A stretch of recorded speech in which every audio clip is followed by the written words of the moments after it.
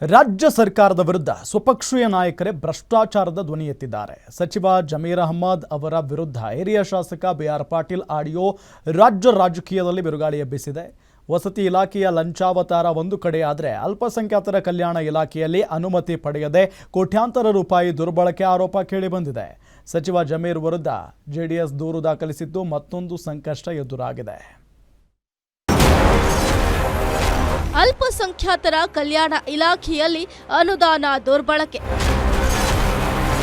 Audio viral ಬೆನ್ನಲ್ಲೇ ಜಮೀರ್ಗೆ ಮತ್ತೊಂದು ಸಂಕಷ್ಟ.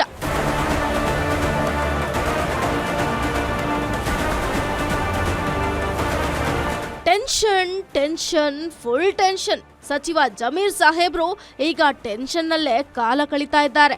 ಕೆಲವು ದಿನಗಳ ಹಿಂದಷ್ಟೇ ಅಲ್ಪಸಂಖ್ಯಾತ ಕಲ್ಯಾಣ ಇಲಾಖೆಯಲ್ಲಿ ಅನುದಾನ ದುರ್ಬಳಕೆ ಆಗ್ತಿದೆ ಅನ್ನೋ ಆರೋಪ ಕೇಳಿಬಂದಿತ್ತು.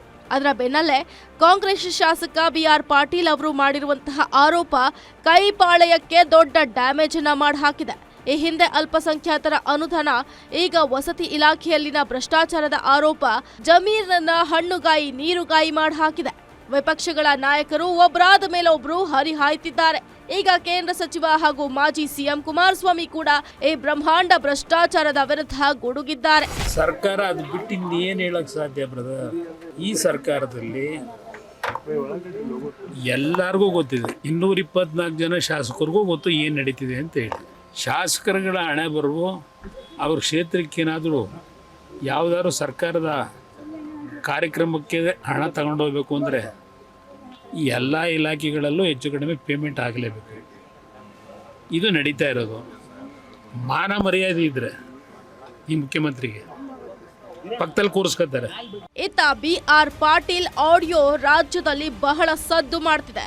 ಈ ಆಡಿಯೋ ವಿಚಾರಕ್ಕೆ ಸಂಬಂಧಪಟ್ಟಂತೆ ಹೈಕಮಾಂಡ್ ನಾಯಕರು ಕೂಡ ಗರಂ ಆಗಿದ್ದಾರೆ. ಕೂಡಲೇ ಪ್ರಕರಣವನ್ನ ತಿಳಿಗೊಳಿಸಿ ಬಿಆರ್ ಪಾಟೀಲ್ ಅವರ ಹೇಳಿಕೆಗೆ ಸ್ಪಷ್ಟನೆ ಕೊಡಿ ಅಂತ ಸಿಎಂ ಡಿಸಿಎಂ ಅವರಿಗೆ ಹೈಕಮಾಂಡ್ ಈಗಾಗಲೇ ಸೂಚನೆಯನ್ನ ನೀಡಿದೆ. ಈ ನಡುವೆ ಸಚಿವ ಜಮೀರ್ ಅಹ್ಮದ್ ವಿರುದ್ಧ ಸಿದ್ದರಾಮಯ್ಯಗೆ ಜೆಡಿಎಸ್ ದೂರು ನೀಡಿದೆ. ಅಲ್ಪಸಂಖ್ಯಾತರ ಕಲ್ಯಾಣ ಇಲಾಖೆಯಲ್ಲಿ ಸಿಎಂ ಮತ್ತು ಆರ್ಥಿಕ ಇಲಾಖೆ ಅನುಮತಿ ಪಡೆದಿಲ್ಲ, ಆದ್ರೂ 625 ಕೋಟಿ ಅನುದಾನ ದುರ್ಬಳಕೆ ಮಾಡಿಕೊಂಡಿದ್ದಾರೆ. ಅನುದಾನ ದುರುಪಯೋಗ ಆರೋಪಕ್ಕೆ ಸಂಬಂಧಪಟ್ಟಂತೆ ಅಧಿಕಾರಿಗಳ ಮೇಲೆ ಕ್ರಮಕ್ಕೆ ಜೆಡಿಎಸ್ ಆಗ್ರಹಿಸಿದೆ.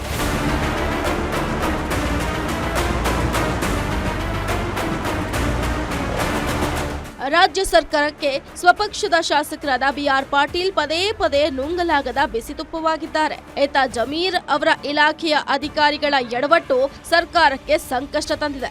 ಒಟ್ನಲ್ಲಿ ಸ್ವಪಕ್ಷದ ಶಾಸಕರ ಆರೋಪವನ್ನ ಇಟ್ಕೊಂಡೇ ಈಗ ವಿಪಕ್ಷಗಳು ಬೀದಿಗೆ ಇಳಿದು ಹೋರಾಟಕ್ಕೆ ಸಿದ್ಧವಾಗ್ತಿವೆ. ಆರೋಪಕ್ಕೆ ಸಂಬಂಧಪಟ್ಟಂತೆ ಇದಕ್ಕೆ ಸಿಎಂ ಯಾವ ಕ್ರಮ ತೆಗೆದುಕೊಳ್ತಾರೆ ಅನ್ನೋದನ್ನ ಕಾದು ನೋಡಬೇಕಾಗಿದೆ. Durgesh Naik, political bureau, guarantee news.